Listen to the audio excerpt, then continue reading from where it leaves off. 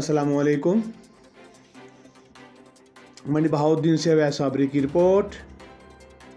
हुकूमत के विजन के मुताबिक हमारा असल शार ही अवामुन्नास की खिदमत है। डिप्टी कमिश्नर ज़िला मंडी बहाउद्दीन मोहम्मद शाहिद ने BHU सुहावा बोलानी ज़िला मंडी बहाउद्दीन का अचानक दौरा किया। मरीज़ों को दी जाने वाली तबी सहूलियात का जायज़ा लिया गया। स्टाफ की हाज़िरी, फार्मेसी, मुख्तलिफ वार्ड्स और दीगर शोबों का मुआयना किया गया। डिप्टी कमिश्नर ज़िला मंडी बहाउद्दीन मोहम्मद शाहिद ने सफाई सुथराई और नाकस इंतज़ामात पर नाराज़गी का इजहार किया। 2 दिन में सफाई सुथराई और दीगर अमूर बेहतर बनाने की हदायत की।